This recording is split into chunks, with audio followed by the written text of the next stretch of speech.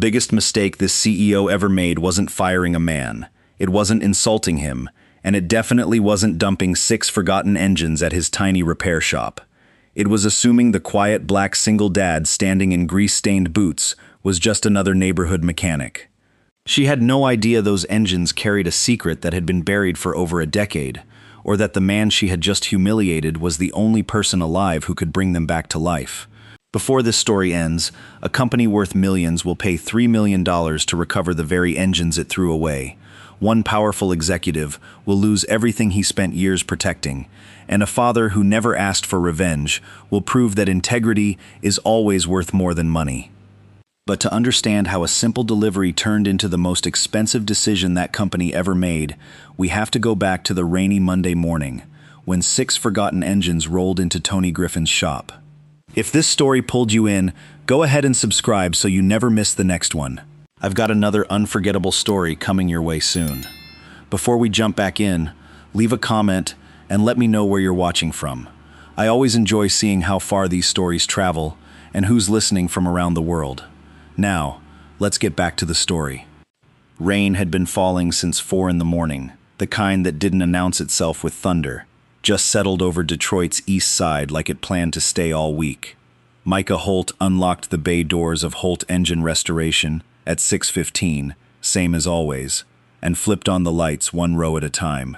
The smell hit him first. Motor oil, cold concrete, the faint burn of yesterday's welding work still clinging to the air. He liked that smell. It meant the shop was still his. Imani was already at the parts counter, backpack open, a math worksheet flattened under her elbow. She was 11, sharp as her mother had been, and she didn't look up when she asked if he'd signed her permission slip for the field trip. "Signed it last night," he said. "It's in the front pocket." She checked, nodded, went back to her fractions. That was the rhythm of most mornings. Quiet, small, nothing that would make anybody stop and watch. At 8 o'clock, that changed. A flatbed truck turned into the lot slow enough that gravel barely crunched under the tires. Micah heard it before he saw it. That low diesel groan he'd know anywhere. He stepped out from under the bay awning, wiping his hands on a rag, expecting a delivery he hadn't ordered. The driver killed the engine but didn't get out right away. He sat there a second, looking at his clipboard like he wasn't sure he had the right address.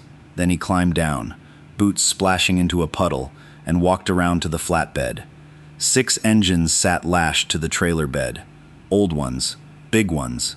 The kind of block casting nobody made anymore, caked in a decade of dust and grime, one of them missing its intake manifold entirely. Chains held them in place like nobody trusted them not to fall apart on the drive over. "You Holt?" the driver asked. "That's me."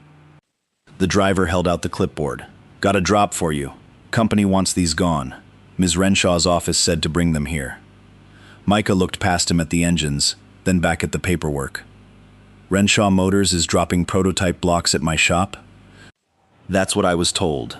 The driver shrugged, the kind of shrug that came from a man who'd delivered 100 things that day and didn't plan on remembering this one by lunch. "Honestly, Ms. Renshaw said something like, maybe a neighborhood shop can find some use for the scrap. No offense." None of Micah's crew said a word, but he felt them behind him anyway. Darnell had come out from the second bay, arms crossed, jaw tight. 2 of the younger guys stood near the toolbox, waiting to see what their boss would do with an insult wrapped in a delivery slip. Micah didn't raise his voice. He never did. He took the clipboard, signed where the driver pointed, and handed it back. "Appreciate you making the drive in this weather," he said, and meant it. The driver looked almost disappointed there wasn't more to it. He climbed back into the cab, backed the flatbed toward the loading rail, and unchained the engines one at a time with the help of the shop's old chain hoist.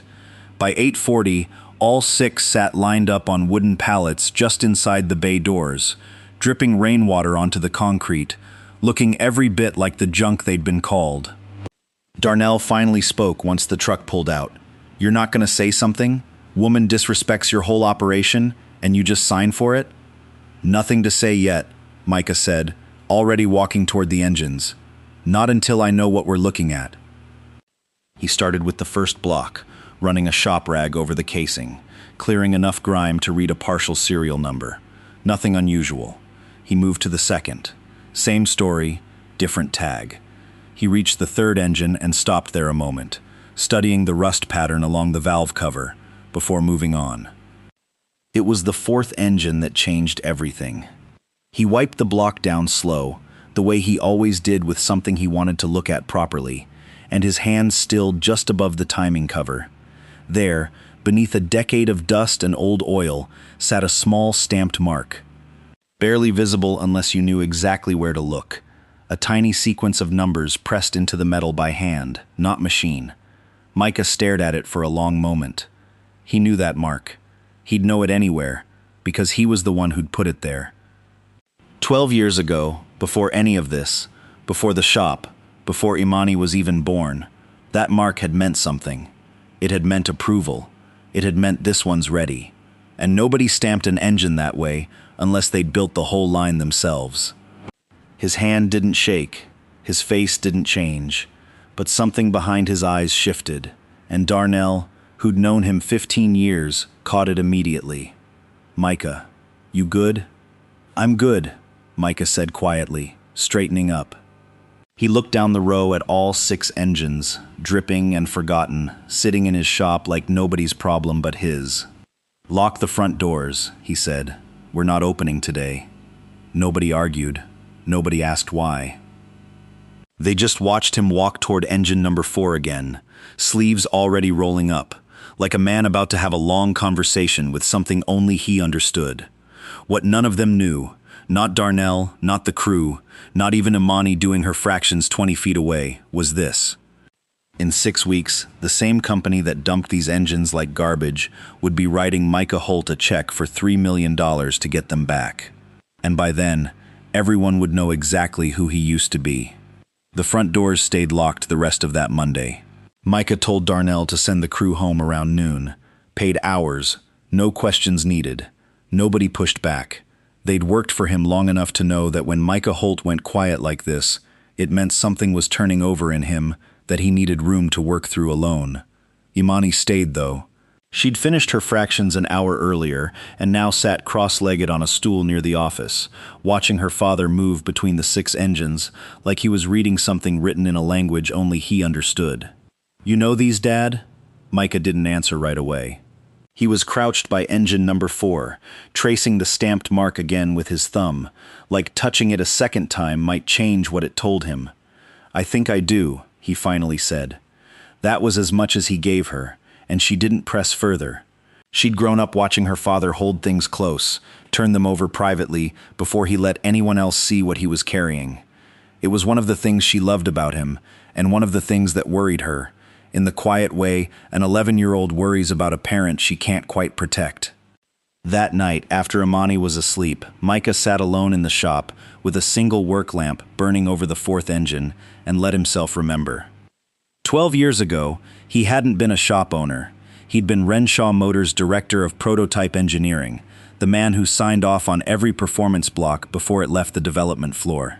He'd built that department from 4 engineers into 26, hand-picked most of them, trained half. The stamp on that engine wasn't just a mark of approval, it was his signature on work he'd believed in completely. He thought about Denise then, the way he always did when his mind wandered back to those years. She'd been sick before most people at the company even knew something was wrong, and Micah had spent 18 months splitting himself between hospital rooms and a job that expected him whole. He'd managed both, for a while. Managed them well enough that nobody above him noticed how much it was costing him. Then came the shortcut. It had come down from finance, dressed up as an engineering recommendation. A cheaper alloy for the connecting rods, one that tested fine under lab conditions, but hadn't been pushed anywhere near the failure points Micah cared about. He'd flagged it, documented it, requested 3 more weeks of stress testing before any prototype carrying that alloy left the building. He'd been told the timeline didn't allow for 3 more weeks. He remembered the meeting where he refused to sign off anyway. Remembered the silence in the room afterward, the kind that told him exactly how this was going to go, even before anyone said it out loud. Remembered driving home that night to sit beside Denise's hospital bed and realizing he didn't have the energy left to fight a war on 2 fronts. So he'd resigned, quietly. No public dispute, no parting statement, nothing that would follow him or embarrass the company he'd given a decade to. He told himself it didn't matter, that the engines he'd built would speak for him, even if he wasn't there to keep speaking for them. He hadn't accounted for how quickly a company could forget a person who left without making noise. Denise passed 8 months later. Micah opened the restoration shop not long after, mostly because it was work he could do with his hands while his mind stayed somewhere else. And slowly it became something real. Something his.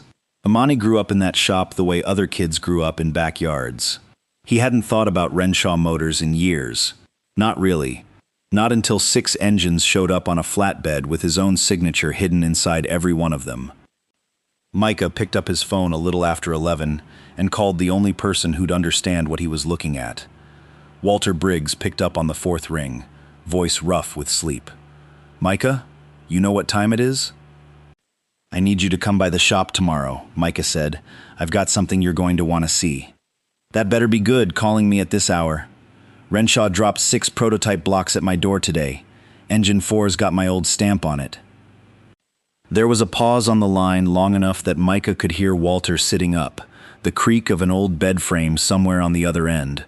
Walter had worked beside him for 9 years before retiring, one of the few people left who'd actually seen the department in its prime. "Your stamp," Walter repeated slowly. "The full 6-line series? All of it, untouched. They just handed those back to you? After everything?" "They didn't know what they were handing back," Micah said. "The CEO thinks it's scrap. Told her driver a neighborhood shop might find use for it." Walter let out a short, disbelieving laugh, the kind with no humor in it at all. "Lord have mercy, that woman has no idea what's sitting in your garage." "No," Micah agreed. "She doesn't. So what are we doing about it?" Micah looked across the shop floor at the 6 engines, dripping quietly under the work lights, each one carrying a piece of a life he'd walked away from, without ever getting to finish the story properly. He thought about Denise, about the shortcut he'd refused to sign, about a name that had disappeared from a company's history simply because he hadn't fought to keep it there. He wasn't interested in fighting for it now either, not the way people usually meant that. But he wasn't going to let good work rot on his floor a second time. "We're bringing them back," Micah said. "Every one of them, better than they ever were." Walter didn't answer right away, but Micah could hear him already moving, pulling on clothes at 11 at night, like the years hadn't passed at all. "I'll be there by 7, Walter said. "Don't start without me." Vivian Renshaw hadn't planned on spending her Tuesday morning driving to the east side of the city, but the legal department had flagged one outstanding signature on the disposal paperwork, and she preferred handling loose threads herself rather than trusting anyone else to close them properly. It was a habit her father used to tease her about. "You don't have to do everything yourself, Viv." She'd never quite believed him. 4 months into the job, and she still felt like she was catching up to a company that had been running fine without her for 30 years before she ever sat in the chair. Her father had built Renshaw Motors from a single manufacturing contract into a name people trusted, and when he died, the board hadn't blinked before handing her the office. She sometimes wondered if they'd done it because they believed in her, or because a Renshaw in the chair was simply good for optics during a transition. Either way, she'd spent every week since trying to prove it was the former. That morning, before leaving, she'd stopped by Desmond Okafor's office, the way she often did when she needed a second opinion before a decision. Desmond had been her father's closest advisor for nearly 15 years, a steady presence, who always seemed to know which numbers mattered and which ones didn't. He was the reason half the company still ran the way her father had left it. "The prototype disposal," she'd said. "Anything I should know before I close it out?" Desmond had barely looked up from his monitor. "Old blocks, obsolete platform. We've been trying to clear that warehouse space for 2 years. Your father kept holding on to them for sentimental reasons, but sentiment doesn't pay for square footage." "And the shop they went to?" "Some independent place. Doesn't matter. It's paperwork, Vivian, not a decision that needs your mourning." She'd nodded, taken the folder, and left anyway, not because she doubted him. Because closing loops herself was simply who she was. The GPS took her past 2 auto parts stores and a boarded-up diner, before it pointed her toward a modest brick building with a hand-painted sign reading Holt Engine Restoration. She parked beside a work truck missing its tailgate and stepped out into a lot still damp from the previous day's rain. The inside of the shop surprised her before anything else did. She'd expected clutter, the kind of disorganized garage she'd pictured when Desmond described it as some independent place. Instead, she found tool walls labeled by size and function, parts bins arranged with a precision that looked almost military, and a floor so clean she could have eaten off it. Whoever ran this shop cared about it the way her father used to care about the factory floor, back before caring about things like that had gone out of fashion in boardrooms. A man in a dark work shirt stood near the back, sleeves rolled to the elbow, hands resting on the edge of an engine block she recognized instantly from the disposal manifest. "Mr. Holt?" He looked up, unhurried, wiped his palms on a rag before extending one toward her. "That's right. Vivian Renshaw." She watched for a flicker of reaction, something to suggest he already knew who she was, but his expression didn't shift at all. Just calm, steady attention, the kind that made her feel oddly like she was the one being evaluated, instead of the other way around. "I know," he said simply. "Your driver mentioned the name yesterday." Heat rose in her face before she could stop it. She'd heard secondhand what her office had communicated through the delivery, phrasing she hadn't approved and wouldn't have chosen, but that didn't make it any less hers to answer for. "I apologize for how that was handled," she said. "That's not language I authorized." "I appreciate you saying so." He didn't seem interested in dwelling on it further, which somehow made her feel worse than if he'd pushed back. She held out the folder. "I just need a final signature to close the file. Formality, mostly." He took the paperwork, scanned it briefly, and signed without hesitation, the pen moving in short, deliberate strokes. She noticed his hands as he wrote. Steady, marked with the kind of scarring that came from years of real work, not the careful calluses of a hobbyist. "You run this place alone?" she asked, mostly to fill the silence while he finished. "Me and a small crew. My friend Walter's coming on to help with something today." "Help with what?" He glanced toward the 6 engines lined along the back wall, dripping quietly under shop lights, and something passed behind his eyes that she couldn't quite name. "Little project," he said. "Nothing that concerns the company anymore." She handed him a business card out of habit, the kind of gesture that meant nothing most days, and turned to leave. She was almost at the door when his voice stopped her. "Ms. Renshaw." She turned back. "Are you absolutely sure the company doesn't want engine number 4? The question landed strangely, more specific than it should have been for a man who supposedly saw these blocks for the first time yesterday. She almost laughed it off, almost said something about warehouse space and obsolete platforms the way Desmond had, but something in his tone kept her from brushing past it. "Should I be sure?" she asked instead. He held her gaze a moment longer than was comfortable. "That's not really my question to answer." She drove back to the office with the windows cracked despite the cold, unable to explain why one sentence from a stranger in a rundown garage had unsettled her more than an entire morning of board meetings usually managed to. She replayed it twice, 3 times, searching for what exactly bothered her about it. It wasn't the question itself. It was the way he'd asked it, like a man who already knew the answer and was simply waiting to see if she'd figure it out on her own. Walter arrived at 7 the next morning carrying a toolbox that looked older than some of the engines it was meant to work on, and by the time Vivian Renshaw's card had gone cold in Micah's shirt pocket, the two of them were already elbow-deep in engine number 1, stripping it down to see what 12 years of neglect had done to the internals. "Still turns freely," Walter said, working a wrench along the crankshaft pulley. "Whoever stored these kept them dry, at least. Could have been worse." "Renshaw's warehouse," Micah said. "Climate-controlled. They just didn't think anything inside it mattered." Walter grunted, half amusement, half disgust. Funny how a building can take better care of something than the people running it. They worked in the rhythm they'd always had together, quiet stretches interrupted by short bursts of shorthand that only made sense to 2 men who'd once spent years standing at the same bench. By mid-afternoon, Engine 1 was fully disassembled, its components laid out with the kind of order that made Micah feel, for the first time in a long while, like he was back in a department that valued precision the way he did. He kept circling back to Engine 4, though. He hadn't told Walter everything yet. Hadn't explained the exact weight the number carried, the fact that it was the block his team had finished the night before. He refused to sign off on the shortcut. Some part of him wanted to hold on to that memory a little longer before turning it into something he'd have to explain out loud. Across town, Vivian couldn't stop turning over the same question either. She'd meant to let the shop visit go, file it away as an odd but forgettable errand, but Micah Holt's question kept surfacing at inconvenient moments.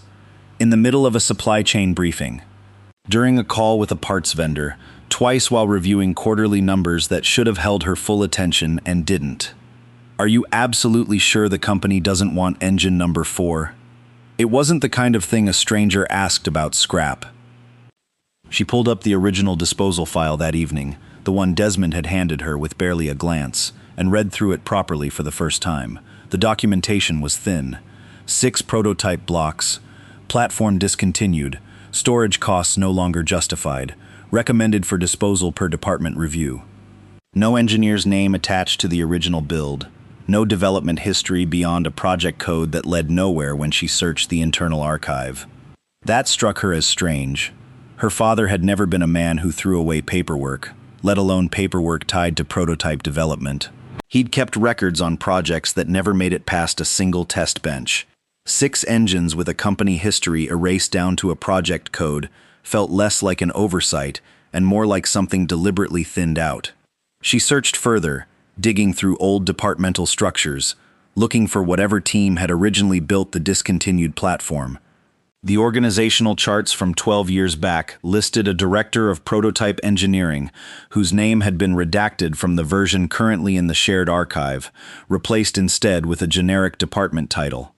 She frowned at that, flagged it, kept looking. An old company newsletter, scanned and filed away in a folder nobody had opened in years, gave her something more useful. A photo from a development showcase, engineers gathered around a test bench, her father standing at the center with his arm around a man, whose face was turned slightly away from the camera. The caption listed only her father's name and 2 others, neither of them matching the man beside him. She almost scrolled past it. Something made her stop. She zoomed in on the unnamed man's hands, resting on the edge of the workbench in the photo. There was a small scar along the base of his thumb, faint but distinct, the kind of mark that came from a specific accident rather than years of general wear. She'd seen that exact scar the day before, on the hands of the man who'd signed her paperwork without complaint. Vivian sat back from her desk, the office quiet around her except for the hum of the building's ventilation system, and felt something shift in her understanding of the last 4 months entirely. Micah Holt hadn't just repaired engines for a living. He'd been in that photo, standing beside her father at a company showcase, close enough that whoever wrote the caption should have known his name and chosen not to include it. She thought about Desmond's easy dismissal of the disposal file. Doesn't matter. It's paperwork. She thought about the redacted director title in the archive, the missing project history, the casual way an entire department's founding engineer had been reduced to a job description with no name attached. None of it added up to nothing. It added up to something someone had worked to make disappear. She pulled her phone out and typed Micah's name into a search bar, more out of instinct than expectation, and found almost nothing current. An old industry award listing from over a decade ago. A single line in an engineering trade publication, congratulating a promising young director on a successful prototype launch. Nothing beyond that. No further mentions, no career history. Nothing connecting the man in that old photograph to the man running a modest restoration shop on the east side of the city. It was like watching someone's professional life end abruptly and quietly, with no explanation attached to the silence. She closed her laptop a little after midnight, the office dark except for the desk lamp, and sat there turning the same question over one more time, except now it wasn't Micah's question anymore. It was hers. Who exactly is Tony Griffin? She caught the mistake even as she thought it, correcting the name in her head, unsettled by how easily her mind had reached for the wrong story, instead of the one sitting right in front of her. Who exactly is Micah Holt? She thought again, more carefully this time, and why does it feel like everyone around me has spent years making sure I never had to ask? If you've ever watched the truth quietly wait its turn while everyone else moved on, you already know exactly what's coming for Vivian. Subscribe now, because this is the kind of story that rewards the people who stay for the whole thing. The retired engineer's name was Harold Voss, and Vivian found him through a company pension database that hadn't been updated in years, a list of names attached to a department that technically no longer existed on paper. She called ahead, unsure whether he'd even remember a company he'd left behind a decade earlier, and was surprised when he answered on the second ring, voice sharp and alert for a man in his 70s. "Renshaw," he repeated when she gave her name. "Your father's girl." "His daughter, yes. Come by tomorrow then. I'll put on coffee." Harold lived in a small house outside the city, the kind with a garage bigger than the home attached to it. And when Vivian pulled into the driveway the next afternoon, she could see through the open bay door that he still kept a workbench organized with the same precision she'd noticed at Micah's shop. It seemed to be a language certain people spoke, regardless of where life put them afterward. "You've got your father's eyes," Harold said, settling into a chair across from her at a small kitchen table. "Same way of looking at a person, like you're trying to solve them instead of just talk to them." "I'm trying to understand something," Vivian admitted, "about the prototype program, about a man named Micah Holt." Harold's expression didn't change, but something in the way he set down his coffee cup told her the name landed exactly where she suspected it would. "You've already met the man you're looking for," Harold said. "I don't understand what that means." "It means you're asking me questions you already know part of the answer to. You just haven't let yourself say it out loud yet." He studied her a long moment. "Micah didn't just work in that department, Vivian. He built it. Recruited half the engineers himself, including me. Best technical mind I ever worked beside, and I worked with a lot of good ones over 40 years. Then why isn't his name anywhere? Why does the archive list a redacted title instead of him?" Harold's jaw tightened.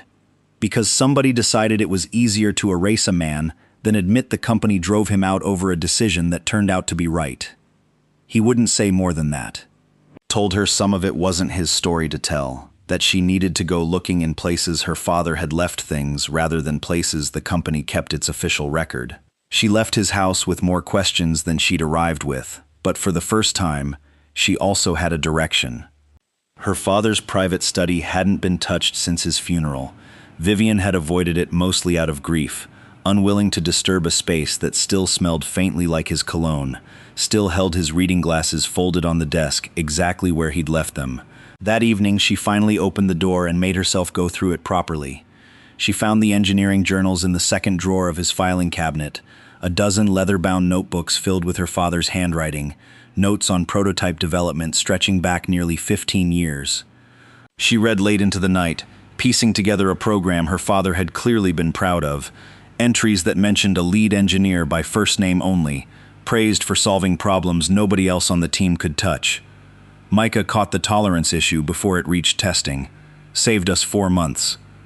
This man should be running his own division inside 5 years. She kept reading. Found a later entry, dated almost exactly the time frame Harold had hinted at. Her father's handwriting noticeably tighter, more controlled, the way people wrote when they were angry, and trying not to let it show on the page. "Monsieur refused to sign off on the alloy substitution. He's right to refuse it. The board wants this pushed through regardless. I don't have the votes to protect him if this goes the way I think it will." Her chest tightened reading it. She kept going. The final relevant entry was dated 2 weeks after that one, shorter than the rest, written in the kind of clipped sentences a person used when they didn't trust themselves to write anything longer. "M resigned today. Wife still sick. I should have fought harder. Told him I'd bring him back the moment I could make it right. Never got the chance before the board moved on it. Owe him more than this company will ever admit." Vivian sat back, the notebook trembling slightly in her hands, and let the full weight of it settle over her. Her father hadn't simply lost a valued engineer to circumstance. He'd watched a man get pushed out for being right, promised to fix it, and died before he ever could. She kept searching, driven now by something closer to urgency than curiosity, and found one more document tucked behind the journals, a single typed page bearing her father's signature and an old corporate letterhead. A directive, formal and binding, stating that no heritage prototype developed under the performance engineering program could be permanently disposed of without written approval from the platform's original lead engineer. She read the name listed beneath that clause twice, just to be certain. Micah Holt. Every disposal order signed over the past 2 days, including her own signature on the final paperwork at his shop, had technically violated a standing directive her own father had put in place specifically to protect those engines. Protect him. And somehow, in 4 months of running this company, nobody had thought to mention it existed. Vivian sat alone in her father's study long after midnight, the 6 discarded engines sitting in a stranger's garage across the city, no longer feeling like scrap or sentiment or an inconvenient footnote in a disposal file. They felt like the last piece of a promise her father never got to keep. She intended to keep it for him. Vivian didn't call ahead the next time she went to the shop. She told herself it was because she didn't want to give Micah time to prepare an explanation, but the truth was closer to not knowing what she'd say if he asked why she was coming back at all. She found him and Walter hunched over engine 3, the shop radio playing low behind them, both men so focused on the work that neither noticed her standing in the doorway until Imani looked up from her homework at the parts counter and said, "Dad, someone's here." Micah straightened, wiped his hands, and for a moment something unreadable passed over his face before settling into the same calm she'd seen on her first visit. "Ms. Renshaw, I found the directive," she said, skipping past any greeting. "The one my father put in place, about needing the original lead engineer's approval before disposal." Micah didn't answer right away. He glanced at Walter, who suddenly found something urgent to attend to on the far side of the shop, giving them room. "I wondered how long it would take you to find that," Micah said quietly. "You could have told me. That first day saved us both a lot of time. Would you have believed me?" She opened her mouth to say yes, then stopped, because she wasn't entirely sure that was true. 4 months ago, a stranger claiming to be the erased architect of her father's proudest program would have sounded like exactly the kind of story a struggling shop owner might invent to avoid losing valuable scrap. She needed to see the journals herself, needed to sit with her father's handwriting before she could accept it. "No," she admitted, "probably not." Micah nodded, like her honesty was the only answer that would have satisfied him anyway. "Then I made the right call, waiting." She stepped further into the shop, eyes moving over the 6 engines now in various stages of disassembly, tools laid out with the same precision she'd noticed before, except now she understood what she was actually looking at. Not restoration work, reclamation. "Why didn't you fight it?" she asked. 12 years ago, why walk away quietly instead of making them answer for what they were asking you to sign? Micah was quiet a moment, considering the question with the same careful attention he seemed to give everything. "My wife was dying," he said finally. "I had maybe 8 months left with her, and I spent most of what I had left fighting a company that had already decided which way it was going to go. I could keep fighting a battle I was losing, or I could go home." He looked at her steadily. "I chose home.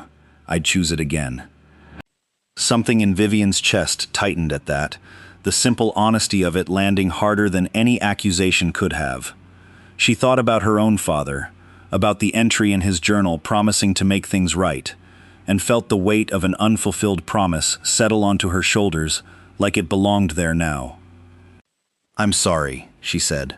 "For what it's worth, my father never stopped meaning to fix this. He just ran out of time." Micah's expression softened, just slightly. "I believe that.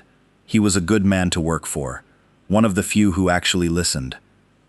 She stayed longer than she meant to that day, watching Micah and Walter work Engine 3 back into something functional, asking questions about the process that she found herself genuinely curious about rather than simply investigating. Imani eventually wandered over from her homework, drawn by the novelty of a visitor who didn't seem to be leaving anytime soon, and settled into a stool near enough to listen without quite joining the conversation. "You always this quiet around new people?" Vivian asked her, an attempt at lightness. Imani considered the question seriously, the way children did when they hadn't yet learned to answer politely instead of honestly. Dad says most people who come here just want something. You don't seem like you want anything. Vivian glanced at Micah, who kept his attention carefully on the engine in front of him, though she caught the faint edge of a smile he wasn't quite hiding. I used to want something, Vivian admitted. Now I think I just want to understand. She came back 3 more times that week, each visit a little longer than the last, watching the shop's rhythm the way an outsider watches a language slowly start to make sense. She learned that Walter had worked beside Micah for 9 years before retiring, that he'd driven in at 11 at night the moment Micah called him, no explanation needed beyond the fact that his friend required help. She learned that Micah closed early every Thursday to take Imani to her piano lessons, that he never once complained about the 12 years he'd lost, only spoke of them as time he'd chosen rather than time that had been stolen from him. Somewhere in those visits, the version of Micah Holt she'd built in her head, the wronged engineer, the erased name in a redacted file, started giving way to something more complicated and more human. A father, a friend loyal enough to be called at midnight, a man who'd made an impossible choice and never once dressed it up as a tragedy. By the end of the week, Engine 3 was running again, though not yet fully tuned, and Micah gathered the small crew he'd brought back on to watch as he prepared Engine Number 1 for its first real test since it had left the assembly line over a decade earlier. Vivian stood near the back of the shop that evening, close enough to see everything, far enough not to intrude on a moment that belonged first to the men who'd built and rebuilt it. Micah's hand hovered over the ignition switch. "Ready?" Walter asked. Micah looked at the engine a long moment, the way a person looks at something they've waited 12 years to finish. "Ready?" he said, and turned the key. The engine coughed once, caught, and then settled into a low, even rhythm that filled the shop with a sound Micah hadn't heard in 12 years. Not the rough idle of something freshly repaired, but the smooth, deliberate hum of a machine performing exactly the way it had been designed to perform. Better, if his ear was telling him the truth. Nobody moved for a long moment. Walter had his hand pressed flat against the workbench like he needed something solid to hold on to. The 2 younger guys from the crew stood frozen near the toolbox, and even Imani had come off her stool, drawn by the sound the way anyone would be drawn toward something that felt, for a moment, like magic. Micah let it run, watched the gauges climb and settle, listened for anything off in the rhythm, any hesitation that would tell him the years hadn't been kind to the internals. Nothing. The engine ran clean, steady, strong. "Micah." Walter's voice had gone quiet, almost reverent. "That's not just running, that's running better than spec." "I know." "How is that possible? These blocks were in a warehouse for over a decade." Micah finally reached over and eased the throttle down, letting the engine settle into a gentler idle before he answered. "Because I didn't just restore it, I fixed what I always knew was wrong with the original design and never got the chance to correct." He explained it slowly, for Walter's benefit and for Vivian's, who'd stepped closer without quite realizing she'd moved. The original block had been limited by a fuel delivery system that was solid but not optimal, a compromise made under the same deadline pressure that had eventually forced the alloy shortcut he'd refused to sign off on. 12 years of watching engineering advance from the outside had given Micah more than enough knowledge to solve a problem he'd once been told there wasn't time to solve. "You improved it," Vivian said slowly, the weight of what she was hearing settling over her features. "You didn't just bring it back to life. You made it better than it ever was." "That was always the plan," Micah said, "once I decided I was doing this at all." She stood there a while longer, watching the engine idle, running the implications through her mind, with the same careful attention she gave everything that mattered. If one restored block ran this far above its original specifications, the other 5 held that same potential, sitting quietly in her family's abandoned warehouse for a decade, for no reason beyond a decision nobody had bothered to question. She thought about the collectors her office had fielded calls from over the years, enthusiasts who tracked prototype history the way some people tracked rare art, always asking about pieces the company considered dead weight. She'd never paid those calls much attention before. Now she found herself running names through her memory, wondering which of them would understand exactly what they were looking at if they stood in this garage. "I know someone," she said finally. A collector, Reginald Voss. No relation to Harold, though they know each other. He specializes in heritage performance engineering, the kind of prototype work most companies throw away without a second thought. If I sent him photos of this, he'd be here within the week. Micah wiped his hands on a rag, considering her carefully. Why would you do that? Because these engines don't belong forgotten in a warehouse, and they clearly don't belong dumped in your garage like garbage either. If there's real value here, real historical value, the company should have known that 12 years ago. I'd like the chance to make sure it's recognized now. There was something in the way she said it, less like a CEO calculating an asset's worth, and more like someone trying to correct a debt she'd only just learned her family owed. Micah studied her a moment, weighing whether to trust the shift he was seeing, before deciding it didn't cost him anything to let her try. Send the photos, he said. Reginald Voss called Vivian's office 2 days later, his voice tight with an excitement she hadn't expected from a man known throughout the industry for his composure. He'd looked at the photos twice, he told her, and wanted to see the engines in person before he said anything more, because what he thought he was looking at seemed too significant to discuss over email. He arrived at the shop that Friday in a car nicer than anything else that had ever parked in Micah's lot, walked the length of the 6 engines with the slow, careful attention of a man inspecting something sacred, and spent nearly 20 minutes with engine number 1 running before he finally spoke. Do you have any idea what you've built here, Mr. Holt? I know what it used to be, Micah said. I know what it is now. This platform was ahead of its time when it was originally developed, and the modifications you've made push it somewhere the industry hasn't fully caught up to yet. Reginald turned to Vivian, something calculating entering his expression now. If the remaining 5 run anywhere close to this level once restored, I'd like to make an offer for the complete set, all 6 engines, as a matched heritage collection. What kind of offer? Vivian asked. Reginald named a figure that made Walter set down the wrench he'd been holding. $3 million. For 6 engines the company had dismissed as scrap not even 2 weeks earlier, dumped at a stranger's garage with an insult attached to the delivery. Vivian felt the number settle over her slowly, the full absurdity of it landing somewhere between disbelief and something closer to shame. She looked at Micah, who received the offer with the same unshaken calm he seemed to bring to everything, no triumph in his expression, no vindication. Just quiet acknowledgement, like a man watching the truth finally arrive somewhere close to on time. I'll need to think about it, Micah said. Reginald nodded, unbothered by the delay, already certain of the answer he expected eventually. Vivian wasn't certain of anything anymore, except that the company she'd inherited had come dangerously close to throwing away $3 million and an entire man's legacy over a decision nobody had thought worth questioning. Vivian didn't sleep much the night after Reginald Voss's offer.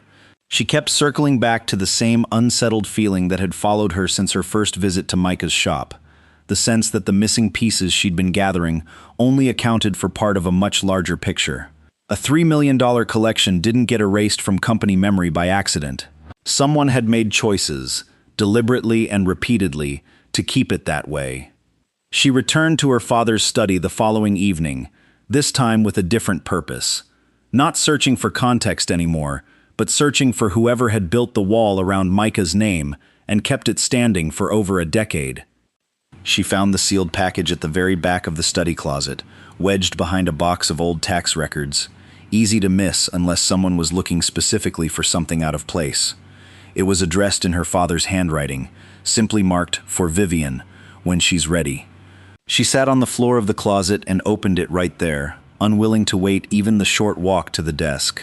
Inside was a letter, several pages long, along with a second folder of financial records and printed email correspondence that looked like it had been collected and preserved with real intention. The letter began plainly. "Vivian, if you're reading this, it means I never found the right moment to tell you what I'm about to explain, and I'm sorry for that.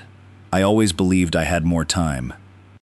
She read through her father's account of the final months before Micah's resignation, much of it echoing what she'd already pieced together from the journals, but this letter went further, naming names her father hadn't allowed himself to write in the private notebooks. He described mounting pressure from Desmond Okafor to approve the alloy substitution over Micah's objections, pressure that had escalated well beyond a simple disagreement over engineering judgment. Desmond had already committed to the supplier before the testing was complete. I didn't understand why until later, when I found the financial arrangement buried in a vendor contract that never should have existed. He had a personal stake in that supplier contract, Vivian. Micah's refusal to sign off threatened an arrangement Desmond had already profited from. Getting rid of Micah wasn't about protecting a timeline, it was about protecting himself. Vivian's hands went cold reading it. She turned to the financial records, printed statements showing a consulting fee paid to a shell entity that traced back, through 2 additional layers, to an account connected to Desmond personally. The dates lined up almost exactly with the timeline of the alloy decision. The email correspondence was worse. Printed exchanges between Desmond and 2 other executives, discussing how to manage what one email called the Holt situation without drawing attention to the underlying contract issue. One message, dated the week of Micah's resignation, read simply, "Best outcome all around. Let the record reflect a voluntary departure. No further mention necessary."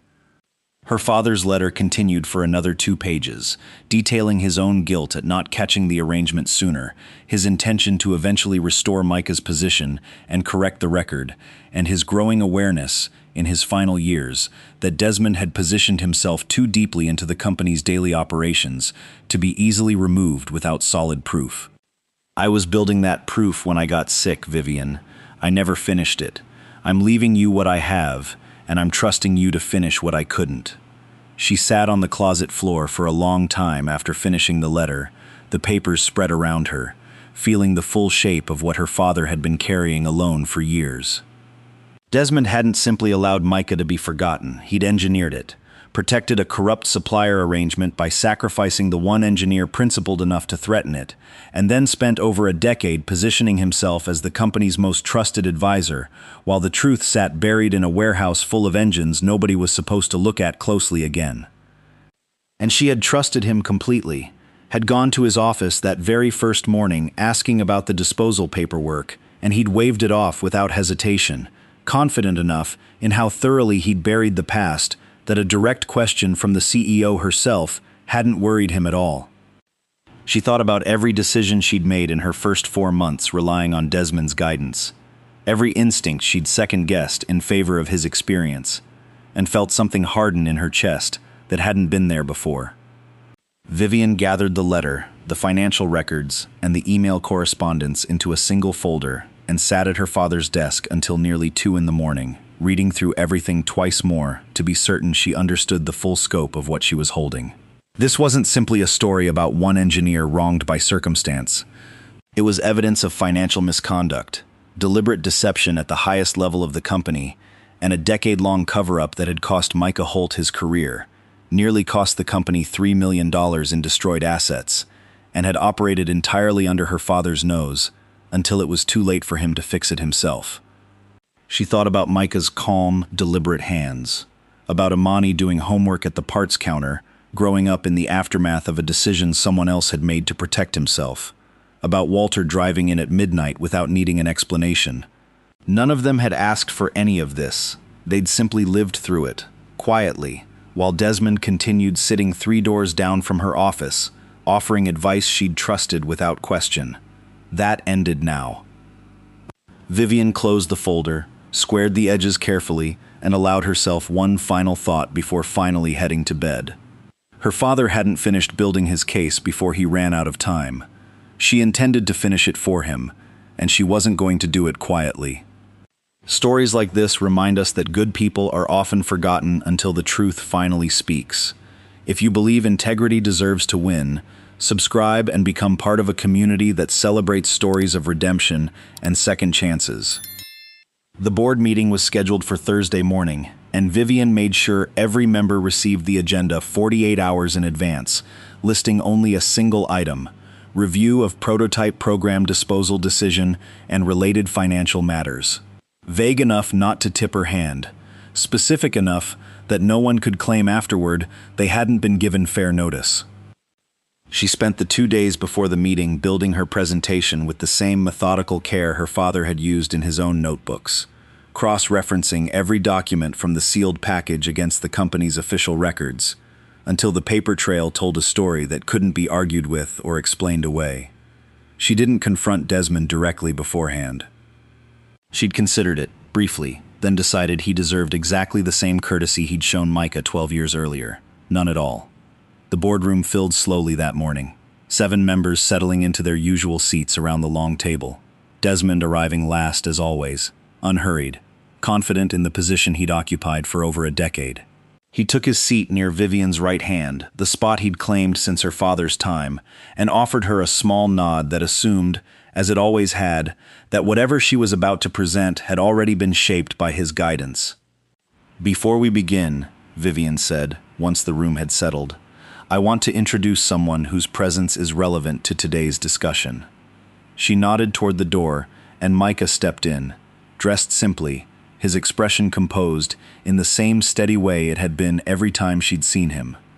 A few board members exchanged glances, clearly unsure who he was or why he mattered to a meeting about disposal paperwork. Desmond's expression didn't change at all, though Vivian caught the slight stiffening in his posture, the kind of stillness that came from a man recalculating quickly behind a calm face. "This is Micah Holt," Vivian said. 12 years ago, he was this company's director of prototype engineering. He personally designed and built the performance platform behind the 6 engines this board approved for disposal last month. Murmurs moved around the table. One older board member, a man who'd served alongside her father for nearly 20 years, leaned forward with sudden interest. "Holt, I remember that name. Best engineering mind we had at the time. I always wondered what happened to him." "What happened," Vivian said, "is exactly what I'm here to explain." She walked the board through it methodically, starting with the alloy substitution 12 years earlier, the safety concerns Micah had raised, the timeline pressure that had forced the decision through, despite his objections. She placed her father's engineering journals on the table, open to the relevant entries, and let the board members pass them hand to hand, reading her father's own handwriting describing a talented engineer being pushed out for insisting on doing the job correctly. Then she moved to the financial records. "What none of us knew," Vivian continued, myself included, until 3 days ago, was why that shortcut was pushed through so aggressively, despite clear engineering objections. She placed the vendor contract on the table, along with the shell entity paperwork, tracing the consulting fee back to its source. This company's leadership approved a substandard alloy supplier under significant internal pressure. That pressure came from a personal financial arrangement between our procurement decision and a member of this company's executive team. She let the silence stretch a moment before continuing. "The financial trail leads to Desmond Okafor." The room went completely still. Every eye moved toward Desmond, whose composed expression had finally begun to crack at the edges, a muscle working in his jaw as he processed how thoroughly the ground had shifted beneath him. "This is absurd," Desmond said, his voice controlled but tight. "Vivian, whatever you think you've found, you're reading 12-year-old documents without context. I'd be happy to walk the board through the actual history here, if you'll let me." "I have email correspondence," Vivian said, sliding copies down the table, discussing how to, in your own words, manage the Holt situation without drawing attention to the underlying contract issue. "I have my father's private letter, written specifically for me, explaining what he'd uncovered before he died, and his intention to correct it before he ran out of time." She looked directly at Desmond now. "You didn't just push out a talented engineer over a business disagreement. You destroyed a man's career to protect a financial arrangement that personally benefited you, and you spent over a decade making sure nobody, including my father in his final years, could prove it before it was too late to stop you." Desmond's composure finally broke entirely. He started to argue, voice rising, insisting the documents were being misread, that context was missing, that Vivian was allowing sentiment to cloud sound business judgment. But the board had already stopped listening in the way that mattered. The older member who'd remembered Micah's name was reading the email correspondence with an expression of open disgust, passing it silently to the woman beside him. The vote, when it came less than an hour later, was unanimous. Desmond Okafor was removed from his position effective immediately, the board authorizing full legal review of the financial misconduct, with an eye toward further action beyond simple termination. What followed felt, to Vivian, like the second half of the same conversation, the part that mattered more than punishment. The board turned its attention to Micah, seated quietly at the far end of the table through the entire proceeding, and the older member who remembered him spoke first. "Mr. Holt, on behalf of this board, I owe you a personal apology. What was done to you was wrong, and it should never have taken 12 years and my colleague's daughter to correct it." Micah accepted the apology with the same steady grace he brought to everything. No bitterness in his response, no demand for more than what was being offered. The board moved quickly after that, restoring his professional record, formally re-establishing the prototype engineering program under his direction, and appointing him lead engineering advisor with authority over the very heritage division his work had just proven was worth protecting. For the first time in over a decade, Micah Holt sat in a room full of people who understood exactly what he'd built, and who applauded him for it without hesitation. He didn't say much afterward. Just nodded, shook the hands offered to him, and let the moment settle the way he let most things settle, quietly, without needing to make it bigger than it already was. But Vivian, watching from across the table, saw something shift in him anyway. Something that looked, for the first time since she'd met him, like a man finally allowed to stop carrying a weight he'd shouldered alone for far too long. Spring came to the east side of the city slower than it did anywhere else, but by the time it finally arrived, Holt Engine Restoration looked like a different place entirely. The 6 engines that had once sat dripping and forgotten near the bay doors were long gone, sold as a matched heritage collection to a private collection that displayed them alongside a placard crediting Micah Holt by name, his full history restored in writing for anyone who cared to read it. In their place stood something Micah hadn't let himself imagine in over a decade. A working prototype division, funded properly this time, staffed with 3 young engineers the company had recruited specifically to train under him. He'd insisted on choosing them himself, the same way he once had years ago, looking less for polished resumes and more for the kind of stubborn curiosity that made someone stay late solving a problem nobody had asked them to solve. Imani, now well into her school year, had taken to wandering through the new division after classes the way she used to sit at the parts counter doing homework. Except now, she asked real questions, watched real work, and had recently informed her father, with the particular certainty of a 12-year-old who'd made up her mind, that she intended to be an engineer herself someday. "Like you," she'd said, "but better, probably." Probably, Micah had agreed, and meant it. Vivian visited most weeks now, though it had stopped feeling like an obligation somewhere along the way, and become something closer to habit, the kind built between people who'd been through something significant together, and found they preferred each other's company on the other side of it. She no longer arrived with a folder or an agenda.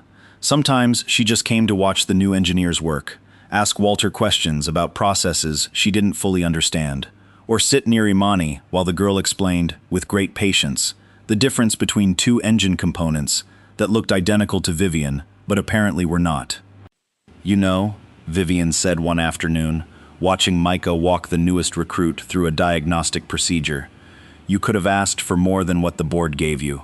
A settlement, a public statement, something that made the company answer for 12 years properly, instead of just correcting the record going forward." Micah considered that for a moment, the way he considered most things, unhurried and honest. "I thought about it," he admitted, "for about a day." "What changed your mind?" "I realized what I actually wanted wasn't punishment. I wanted the work to matter again. I wanted people to build things the right way, without somebody cutting corners to protect themselves. The board gave me that. Everything else would have just been noise." She thought about that answer often in the weeks that followed, turning it over during board meetings when other executives pushed for shortcuts she now recognized more quickly than she used to, catching herself asking the kind of questions her father should have asked years earlier and hadn't known to. Desmond's absence had left cracks in the company's daily operations that were only now becoming visible, arrangements and shortcuts scattered through years of decisions nobody had properly examined. She'd hired an outside audit team to work through all of it, determined not to let a second version of what happened to Micah slip past unnoticed simply because it was easier not to look. One evening in late spring, she stopped by the shop later than usual, after most of the new engineers had gone home and only Micah remained, running a final check on a prototype block his team had been developing for months. Something entirely new this time, built from the ground up rather than restored from the past. "Big day tomorrow," she said, watching him work. "First public showcase of the new division." "Big day," he agreed. She hesitated a moment, then asked something she hadn't quite worked up the nerve to ask before. "Do you ever think about what would have happened if that truck had never shown up at your door? If Desmond had just quietly disposed of those engines somewhere else, the way he probably meant to?" Micah set down his tools and considered the question with real weight, the kind he gave to things that actually mattered to him. "I think about it sometimes," he admitted, "but I try not to dwell on it. I spent 12 years building a life I was proud of, even without the company, even without anyone knowing what I used to do. Imani grew up in this shop. I got to be exactly the kind of father I wanted to be, every single day, because I wasn't splitting myself between two demanding things anymore." He looked around the shop, at the tools, the new engineers' half-finished projects, the life he'd built twice now in two very different ways. "Engines can always be rebuilt," he said finally. "People deserve that same chance. I got mine. Doesn't matter how it arrived." Vivian didn't have a response for that right away, only a quiet understanding that had been building in her since the first day she'd walked into this shop expecting a formality, and instead found something that eventually reshaped how she understood leadership, integrity, and what her father had actually valued during the years she'd spent believing she barely knew him at all. Later that evening, after Vivian left, Micah stood alone in the shop for a while, the way he sometimes did at closing, letting the quiet settle around him before locking up for the night. He walked the length of the workshop slowly, past the workbenches, past Imani's old parts counter now repurposed for the new engineers' projects, past the space where 6 forgotten engines had once sat dripping rainwater and humiliation onto his concrete floor.